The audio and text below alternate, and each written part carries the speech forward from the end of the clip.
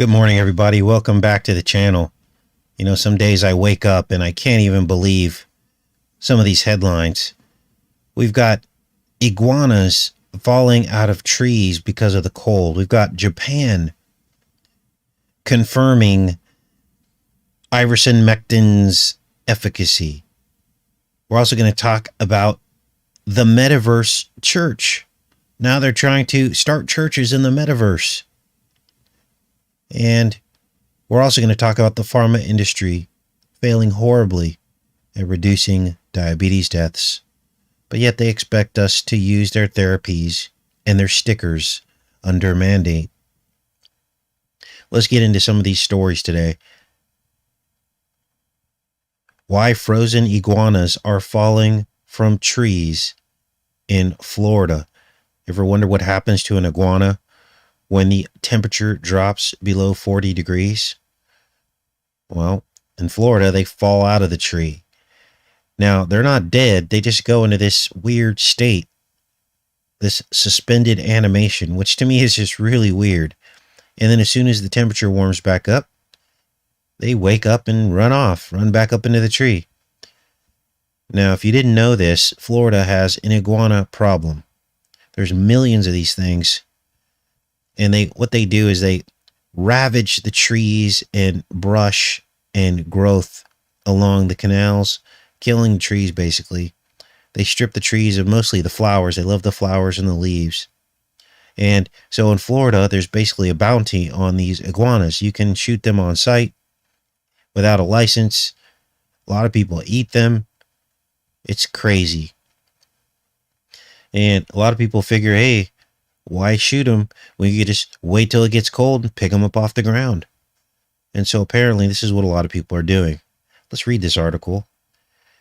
While the Northeast continues to dig itself out of a snowstorm, cold weather in Florida has also impacted an unlikely group. Frozen iguanas, cold stunned by the chilly temps, are now falling out of trees. Temperatures have fallen into the 40s, and that's cold for Florida, sending the reptiles into shock, causing them to lose their grip on the trees. Situation has become so prevalent that the National Weather Service issued a warning about falling iguanas. Falling lizards. What's the spiritual symbolism behind that? Fallen angels? I don't know. When you have temperatures going down that low, what happens is their body literally shuts down. They get into almost a coma type situation. Iguanas can grow up to 6 feet in length. Originally found near the equator, but they were brought to Florida as pets decades ago, set loose. They eat every flower you have in the garden. They burrow into roads, into seawalls. Here's one iguana, pretty much frozen solid. Some people have elected to catch iguanas in their cold, stunned states.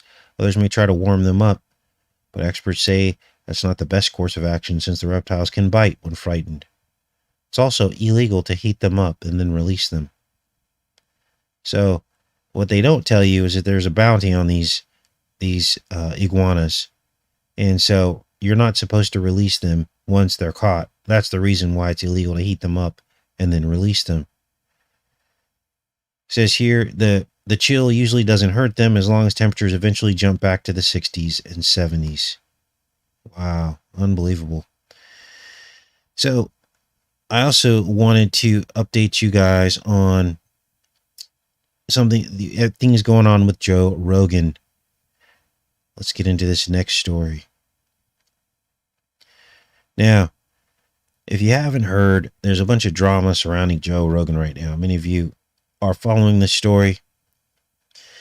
And I didn't know this, but apparently he's one of the most popular shows anywhere, pretty much. And he's got millions and millions and millions of followers. I think it's like 300 million or something like that. I can't remember the number. But he has become very, very popular. He basically outperforms all of the, mainstream networks, and they don't like him very much. And so what they're saying now, a lot of his views seem to mirror a lot of what we have in the community, right? In our community here. But I'm still thinking this guy is controlled. He agrees on some stuff, But then with other stuff, he's like way out in left field. Anyway, the platform that he streams from mostly, which is Spotify, has come under fire by other artists who are trying to pressure Spotify to kick Rogan off the platform because of his anti-sticker views. And basically those other artists told Spotify, look, it's either him or us.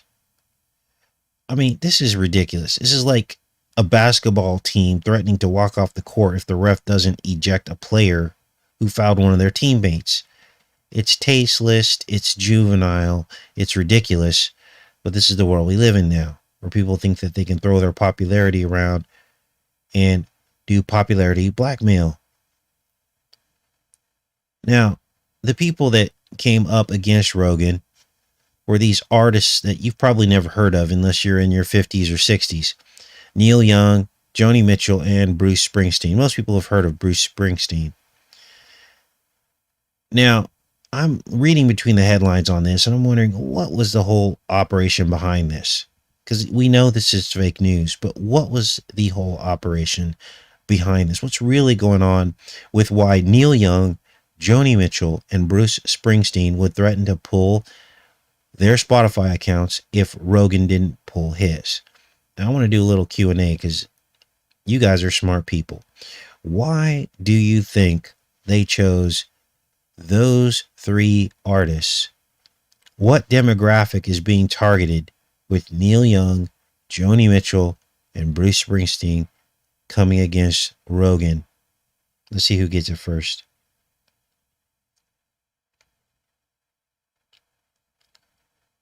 Zoom you guys up here so I can see.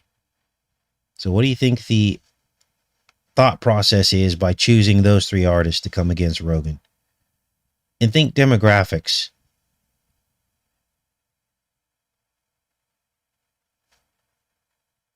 Oh, someone says it's not accurate. Bruce Springsteen threatened to pull. Okay, so we'll go with Joni Mitchell and boomer hippies. Boomers. Baby boomers. Now, understand that a lot of these boomer hippies have now progressed to more to the right. They're leaning more to the right. A lot of these people that follow those artists are middle America, the rock and roll crowd, thump supporters. So imagine you're a person who listens to these three bands and you see all this drama going on with Rogan about the stickers. And most people, the psychology behind this is now you're going to think twice about your position on stickers. You might feel or start to feel that you're not so American anymore. So that's what I believe the psyop is here. And this is why they chose these three, the rock and rollers, the former hippies that are now more conservative, that they could probably reach across the aisle and go, you know what? Maybe you should think twice about not signing up for this agenda. So now Spotify is pretending to stand strong against being forced to cancel Rogan. Let's get back to the story here. They're pretending to be strong about it. And they've granted the cancellation requests to the artists, to Joni Mitchell and Neil Young. They've granted their request. They pulled it off, and those artists have gone on to other platforms. But in the end, the pro sticker crowd gained ground, didn't they? By pressuring Spotify to start putting advisories under any VidCo related topics. So ultimately, they gained ground. So you got to ask yourself, who really won here? You got Mitchell, Young, and Springsteen pretty much at the end of their careers. I mean, how many more concerts are they going to be able to do? And my belief is they were probably told to throw themselves onto the knife so that the controllers could pick up a few million more middle Americans to get the sticker. That's what I'm thinking was going on here. I mean, why else would they walk away from millions of dollars just to go have their little pouty party? Now, according to the economists, they believe that Spotify is not hurt by this. Okay, so Rogan wins or they want you to believe Rogan won. But as we can see, now they're putting these advisories underneath all of any topic that has to do with VidCo-19. So that was what came out of this. So that's really not a win for us, is it? All right, let's get into this other stuff. I just want to give you guys an update on the Rogan situation. Now, this to me is another glaring example of the failures of pharma. The diabetes debacle. Now, pharma has failed to make any significant impact into the lives of people who have diabetes over the last decade. Just as many people are dying this year as there were last year from diabetes. The only thing that's changed is that the pharma companies are twice as rich. Let's read between the headlines on this story. Said exclusive, U.S. diabetes deaths top 100,000 for second straight year. Federal panel urges new strategy. Now understand that it is against these pharma companies' best interests to provide real cures. I'll say that again. It is against these pharma companies' best interest to provide real cures, because you can cure yourself right out of a job, can't you? It's a complete conflict of interest. It says here more than 100,000 Americans died from diabetes in 2021, marking the second consecutive year for that grim milestone, spurring a call for federal mobilization similar to the fight against HIV. The new figures come as an expert panel urges Congress to overhaul diabetes care and prevention, including recommendations to move beyond a reliance on medical interventions alone. A report released early this month calls for the far broader policy changes to stem the diabetes epidemic, such as promoting consumption of healthier foods. Yeah. Weren't we saying this? We've been talking about this, haven't we? That they should be leading with that message. Every single time they get in front of a camera, the very first thing out of their mouth should be, all of these are preventable if you have a balanced diet, lower your stress, all those things, vitamins, everything else. But instead, they've been downplaying that. Why? Because they don't want to talk themselves out of a job. Imagine if half of America got healthier, and we all know that there's room for improvement with the state of health of America. Imagine that half of America got healthier. Well, that's billions of dollars less to the pharmaceutical industry, because people won't be able to need to go to the doctor as much. I know my dentist hates me because I haven't seen him in 25 years. So now you're starting to understand what's really going on. Promoting consumption of healthier foods, ensuring paid maternal leave from the workplace, levying taxes on sugary drinks. Well, that's not going to solve anything. You don't tax sugary drinks. Expanding access to affordable housing, I can agree with that. But how do you do that? In 2019, diabetes was the seventh leading cause of death in America, claimed 87,000 lives. Wow. Now, this is interesting because 2021, you guys, that was the year of the spam-demic. That was the year of the sticker, the Pokemon sticker. We jumped from 87,000 diabetes deaths in 2019 to over 100,000. So that's weird, right? Wonder when those deaths happened. Wonder if they happened at the end of the year, the end of 2021. Well, actually, they would have happened 2021 is when we got the Pokemon sticker, right? Interesting. 17% surge. Oh, it looks like it was already surging in 2020. We got the sticker at the end of 2020. So that's what we need to focus on. When did this surge happen in 2020? Was it at the end?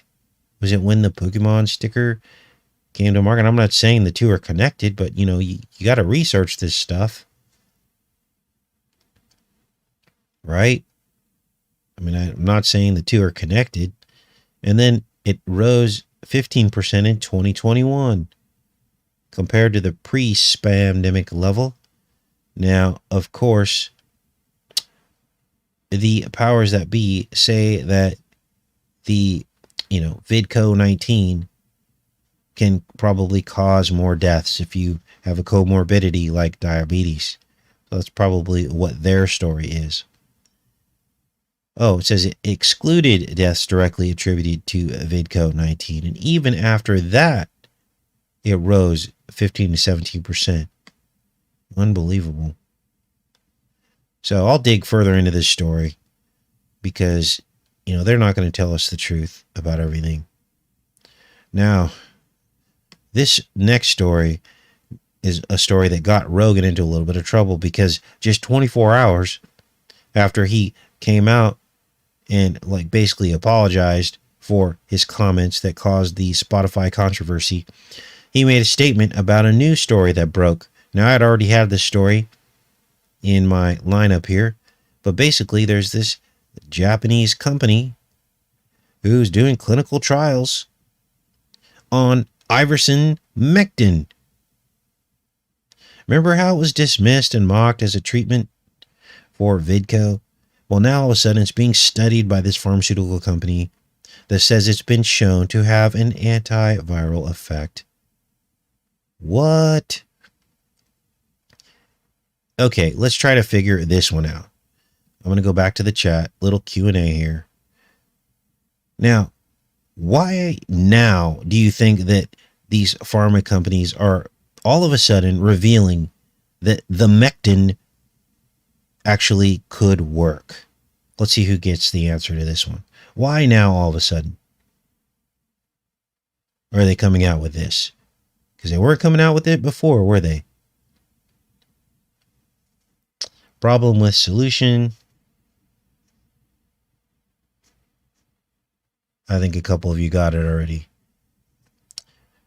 I'm thinking it's because they couldn't make money on it before as an off-label use, but now once it goes through the FDA and all this stuff, now all of a sudden they can market it and sell it. Yes, it's all about the money. Unbelievable. So, let's move on to this next story here. Let's get caught up on this Canadian story. What's going on with this strange neurological illness? Now, we had researched this, and our theory is that this may have had something to do with these airdropped rabies floxines. Like sheep flock scenes. That'll be our new code word for that. See if it gets through the algos. Here's another Canadian victim of this mystery illness. Now, this is going on in New Brunswick. And during our research, we had realized that they had been dropping up in New Brunswick these rabies floxines.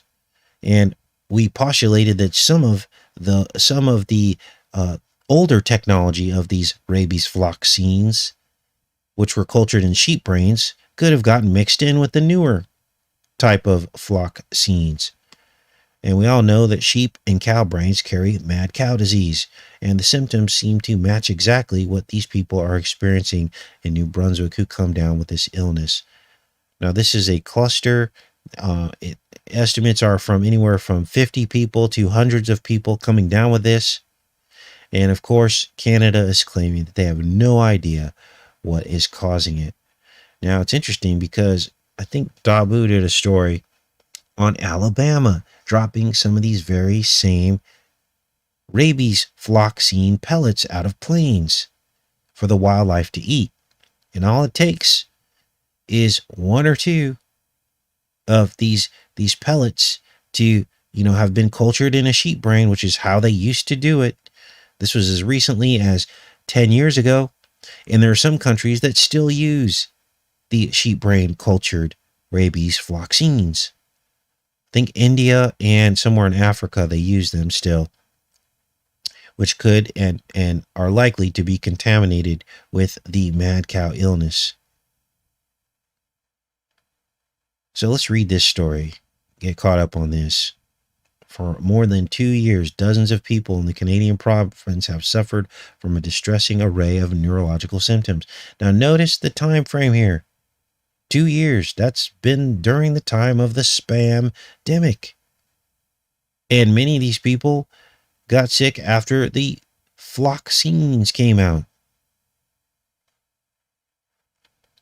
So, distressing array of neurological symptoms, prompting speculations that they had fallen victim to an unknown degenerative illness. Authorities are soon expected to release a report examining whether the cases are linked. Well, we know they're linked, but then now they're going to say they might not be linked. They're saying it could be misdiagnosis or clinical error. But as the public awaits the findings, those enduring the extreme symptoms say they've been left to suffer alone. Victims and their families have described a frightening deterioration of bodies and minds, compounded by an agonizing wait for more information. Gabrielle Cormier, 20, dreamed of attending medical school, but in 2019, she began experiencing muscle pain, difficulty concentrating, and vision problems. Her family initially suspected it was fatigue from sports. Soon, however, she could no longer keep her balance. Sounds like mad cow, doesn't it? She now walks with a cane, has trouble speaking, and is unable to focus enough to attend university classes.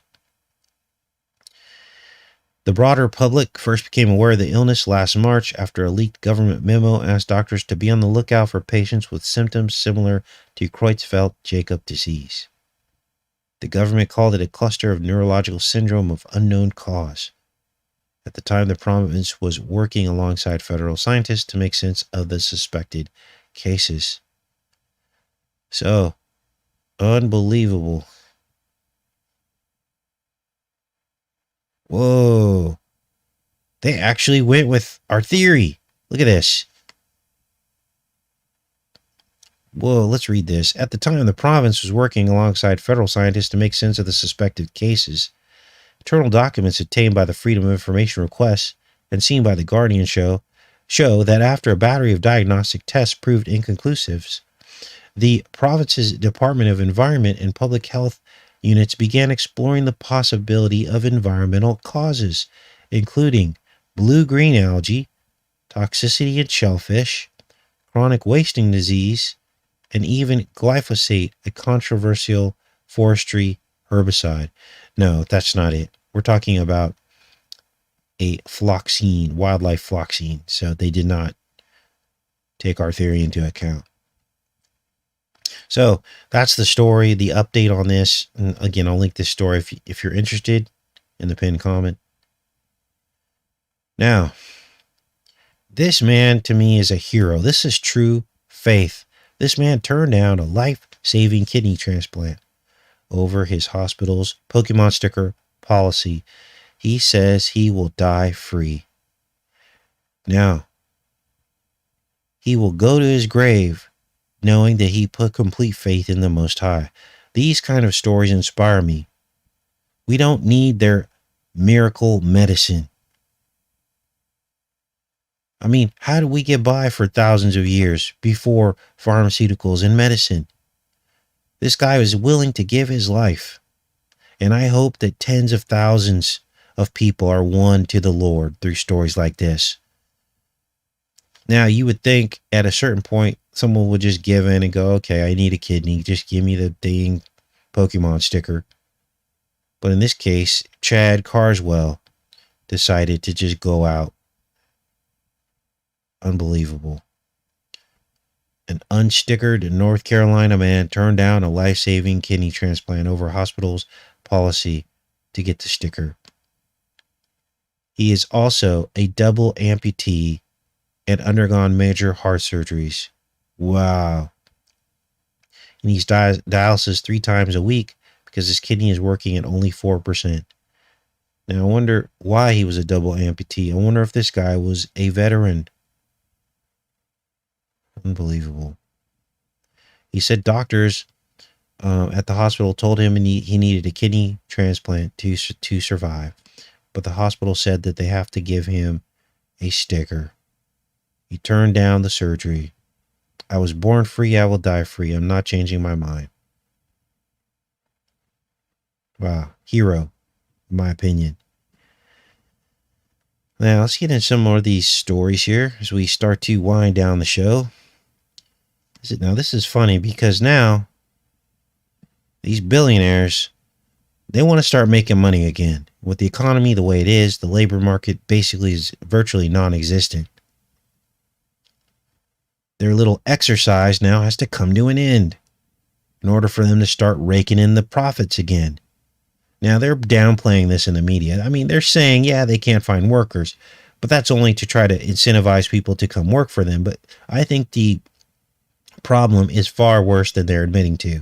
I think that these companies are starting to implode because they need us. They need labor to make their money. Without it, they're nothing. So now all of a sudden in South Africa, they're changing the paradigm again. They're saying that even if you test positive for VidCo, if you have no symptoms, you're clear to go back to work immediately. No more self-isolation, no quarantine. And this is the way it should have been from the beginning. Common sense, right? Common sense. You don't start isolating and keeping people away from people until you see a fever or some sign of infarction. South Africa says people who test positive for VidCo but have no symptoms no longer need to isolate. So, asymptomatic, you're good to go in South Africa. And this is what's going on. Now, I went ahead and saved the best for last because I couldn't even believe what I was seeing here. Finding faith and community in the metaverse. Metaverse virtual reality church. Now we're going to listen to this. Religions and spiritual gatherings like VR Church are among the many evolving spaces in the metaverse that have grown in popularity during the VidCo spamdemic. Notice how they launched the metaverse during the spamdemic. Let's play this. On Twitch. How's it going? Good to see you. But that's the point of the Metaverse Church that we are, is if they are Mormon, they're welcome. If they are Jehovah's Witness, they are absolutely welcome. Over the year 2016, it's... Oh, dang it. What happened? We got to go back. Sorry, guys. Okay, let's play this. All right. Want to say hello to those watching on Twitch. How's it going? Good to see you. But that's the point of the Metaverse Church that we are, is if they are Mormon, they're welcome. If they are Jehovah's Witness, they are absolutely welcome. So, welcome to the new Everybody's Included Metaverse Church. Wow. Virtual church on top of it. I was speaking to my mother, and as you guys know, she's a JW. And interestingly, you know, I got to be careful how I talk to her. I don't want to infringe on her personal beliefs. You know, she is my mother. But in my head, I'm thinking about some things. Like right now, basically, the JWs have fully given in to the agenda.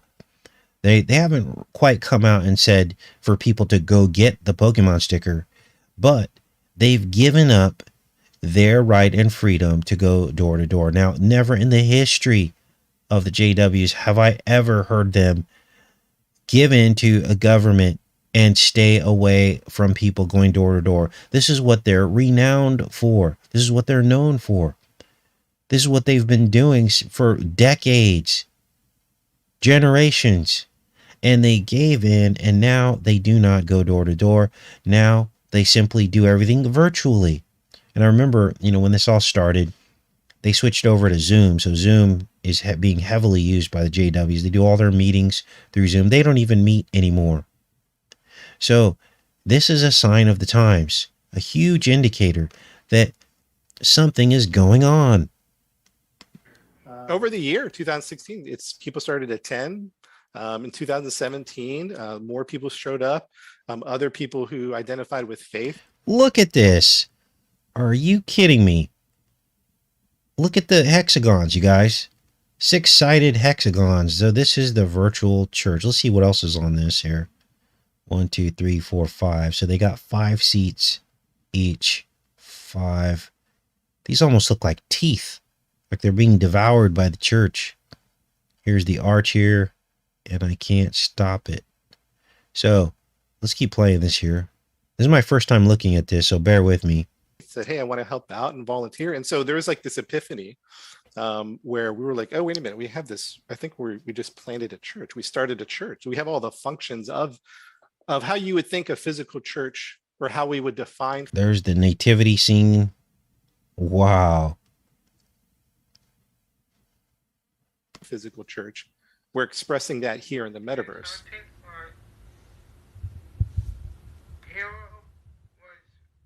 Wandering, if you don't mind reading 4 through 6 for me. How important is your faith, your spirituality to you, and what did you get out of it today? Well, what surprised you? What did you like or disliked? I gotta commend who like or dislike. See, they can't do away with the likes or dislikes, because that's part of the mind control. Whoever set up this world, they have three-dimensional illustrations. So they set up verses all over, and they set up three-dimensional illustrations for the. Whoa. So now they're replacing the biblical verses with the metaverses. The devil shall seek to elevate himself above the Most High. Unbelievable. Let's keep watching here. Verses. And so as I was able to go and read the verses, like especially these buildings over here, I was able to see a rendering of the verse I was reading, which made scripture much more meaningful for me. Yeah, I believe the future of the church is the metaverse. I think there's many reasons, but one of them is because it reaches people who... The future of the church is the metaverse. So pretty soon they're going to do away with religion in meeting in buildings, and everything will be moved toward the metaverse. Who can't physically go to church. When you become chronically ill and you can no longer participate in what everybody else is doing, slowly but surely. Wow, you can even get baptized virtually. Unbelievable. So basically, this is an abomination, okay? God says, do not forsake the gathering together. Now, obviously, we're in a situation here, for instance, on this channel, where we do gather together virtually. But look at the spirit behind what we do here versus the spirit here. This is the false spirit. Obviously. I mean, did the people really think that Zuckerberg has their spiritual interests at heart? That he really believes in the Lord as his savior? I don't believe so. You know, people fall away. So it's been just myself, my husband, and our cats. Until I found Virtual Reality Church. I baptize you, Daisy Petals, in the name of the Father. Whoa, they're literally getting baptized virtually. Now that cannot happen. This is something that has to be done with another believer, and it has to be done in the real world. And of the Holy Spirit. So Daisy, Suddenly you're empowered again. This to me, now that I'm thinking about it, seems like they're hijacking, like, you know, the gathering together, the virtual gathering together that is real. This is what they're trying to do. They see more and more people gathering together online in real church settings and, you know, getting together. And now they're going to try to create a counterfeit version of that with the metaverse. That's what this seems to be to me. Suddenly you matter again. Suddenly you're human again. Suddenly it just feels like you could do anything. And so look at this, all of the hearts, and still goes to the ego of the person doing it. Maybe they're doing it for recognition or notoriety, but they've got all the likes stacking up here. And understand this still goes back to the ego of what we have come to as a society.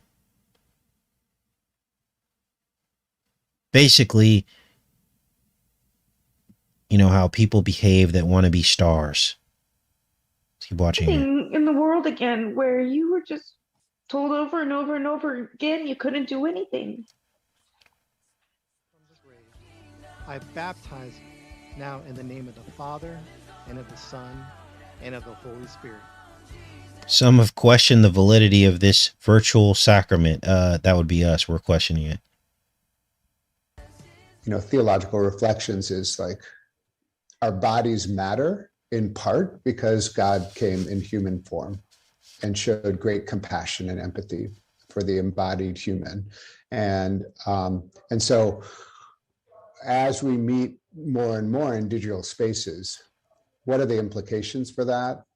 Even, Jesus says, when 2 or 3 are gathered in my name, I am there. Wow, this is exactly what we've been talking about, you guys. Yeah, this is a hijack of what we're doing here on this channel. And I'm sure there's many other channels that have the same format as we do here, as we gather together in Jesus' name. So Metaverse is now making a play for souls. And Christian theologians have not yet grappled with what that means when they're gathered in digital spaces. You find even in this moment a sense of being alive. So many congregations, and this is all denominations, religions. Look at all the trees. Remember, people are trees. Now we're going to be doing a show. I don't know if we're going to do it tomorrow or the day after on Nebuchadnezzar and the fallen tree with the rings surrounding it. And we're going to unpack that and look at other spiritual significance to that verse in Daniel. But look at the trees here and look at the landscape. Let me back this up because this is important too. These shapes here, these almost look like magnetic fields, right? Which again would be just like the trees. The trees are a magnetic field shape with the trunk coming up and the branches coming out, and then the roots going down and the roots coming out. It forms a magnetic field shape. So this is the prison. And this is what they're signifying here, is this prison, the virtual reality prison. And people actually think that they can get encouragement and, and true satisfaction by going to this virtual space. If we look back at some of these other images, let's see here. I noticed something else as this was playing. Look at this landscape. It's like rock, another prison, boulder. So they've got everyone basically in prisons while they're attending church in the virtual reality. Almost looks like the Antarctic ice wall. Unbelievable. Let's keep going here. Jesus says, when 2 or 3 are gathered in my name, I am there. And Christian theologians have not yet grappled with what that means when they're gathered in digital spaces. You find even in this moment a sense of being alive. So many congregations, and this is all denominations, religions, they think the building matters. They think that the church... Wow, this is exactly what we've been saying, you guys. But do you see the difference here? They're including all religions as the answer. That's what they're doing. They've hijacked true Christian religion and they're making it into a metaverse of religion where everybody is included and can worship however they want. Is the building, or the mosque is the building, or the temple is the building. It's the people. It's the stuff you do together. It's the way you change the world together that is the church or the temple or the mosque or the synagogue. And so we don't have that illusion. Each avatar represents a real person with a real story. So it's not the pink-haired, puffy jacket that you're talking to. You're talking with the Look real at story. this, you guys. Now we've talked about the packed hexagonal column basalt, haven't we? And how that is the conduit, or was the conduit connection between heaven and earth.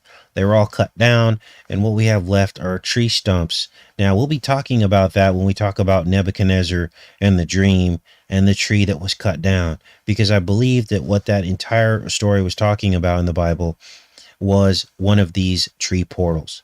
And God cut off the portal to Nebuchadnezzar and his connection to him when he had the tree cut down, which represented Nebuchadnezzar, and put the rings on it. We're going to talk about the significance of the rings that were put on it, because one of the rings was iron and one was copper. Those are the two bloodlines. So we're going to get into all that. But look at this. They actually show one of these hexagonally packed tree stumps. This is confirming much of the research that we've done, but they're putting it in here in such a way that it's hiding in plain sight, and it's mocking us, because most people have no idea when they go in these virtual reality settings what any of this symbolism means. Let's keep watching. So it's not the, the pink-haired, puffy jacket that you're talking to. You're talking to an individual, and we're really connecting our spirits in our relationship. It's wow, connecting our spirits, a hive mind. Now you can only imagine the kind of abominations that are going to be coming into this dark temple, because come as you are. Remember the Nirvana song, Come As You Are? Well, I'm sure that is what will be the case in this dark temple. It's just a wild what we can do now. I can't imagine in 8 years what it's going to look like. So there you go. Now, I wasn't expecting all that. This is the first time watching that. So we kind of did a live impromptu decode on the VR church metaverse. Crazy. All right, you guys, let's go back into the chat and see what your guys' thoughts are on this. And, just read through some of your comments here.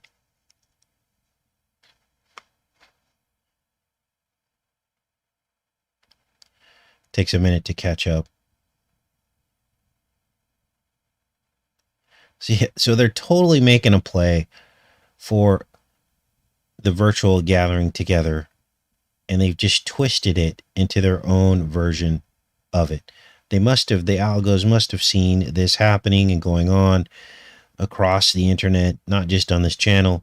They saw the trend of true believers getting together virtually, encouraging one another, and they just decided to make their own version of it, is what it seems to me has happened here.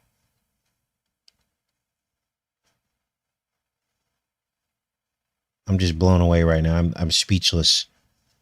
Yes, blasphemy of the Holy Spirit.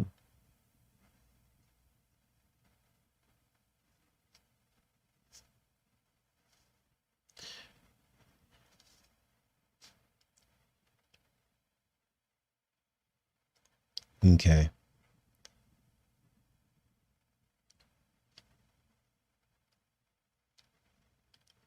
Notice how the woman they interviewed, there's a persona to that, right? These are the types of people they're encouraging to come. I'm not saying there's anything wrong with pink hair or blue hair. What I'm saying is they put forward a profile of what they want, the people that they want to come to this metaverse.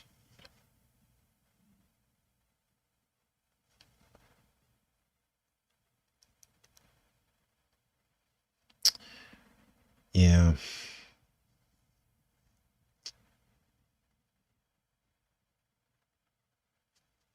One world religion. Yes, Jim. This will tie into the Antichrist, I believe.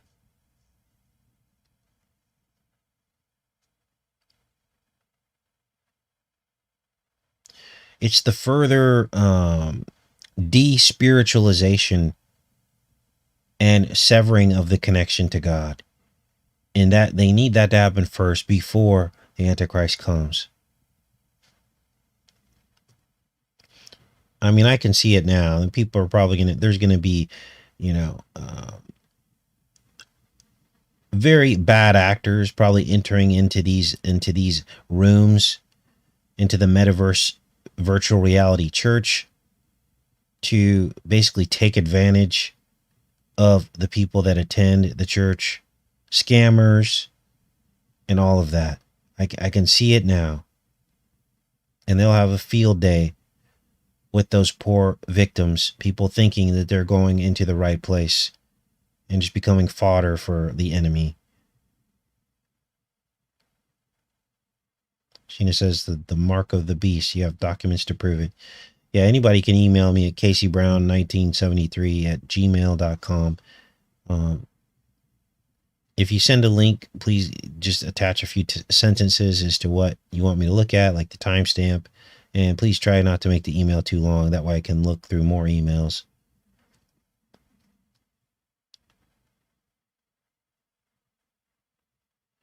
Has anyone else covered this Metaverse Church yet? I'm curious as to if any of the other channels have covered this yet.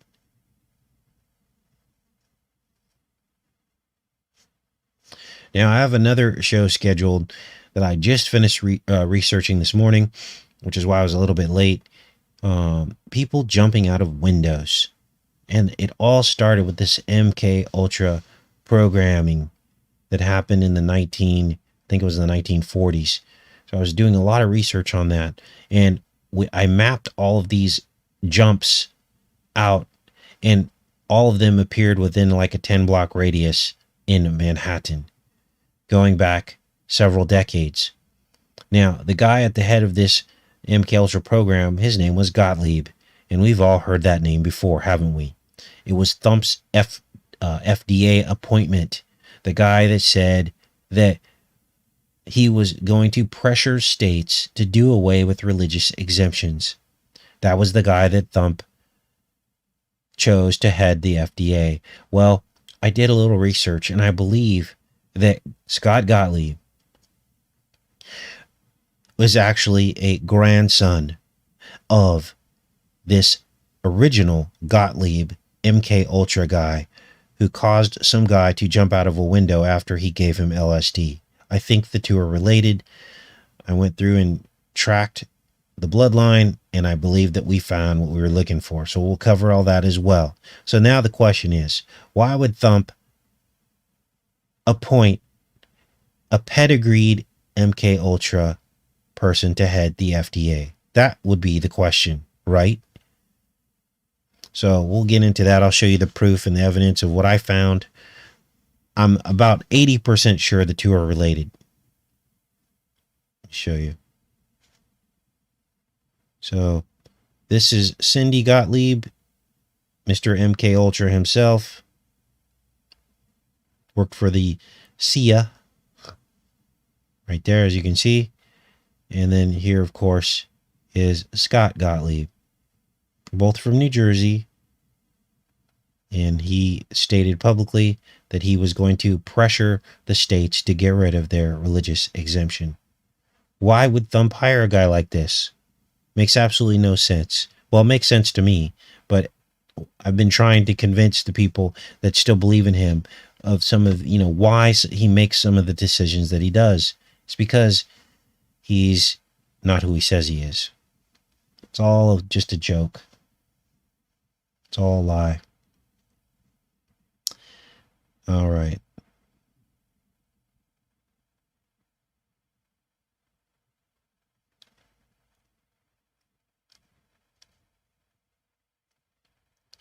And one other thing I'm going to cover with you guys. I don't want to give it away yet because it seems like I start mentioning things and all the other channels start covering it.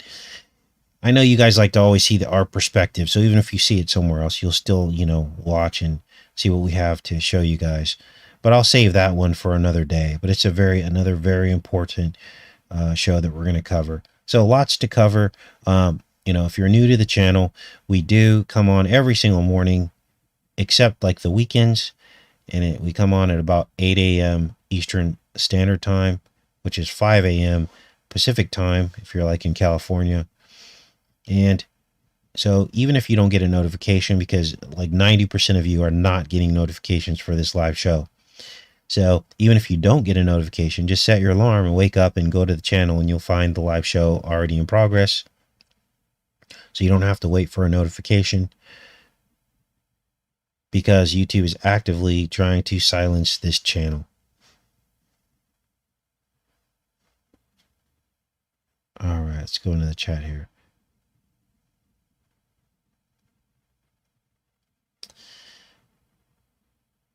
All right. Well, I love each and every one of you guys. I appreciate you guys tuning in. We'll be back on here tomorrow, and I will see you then. Take care and be safe.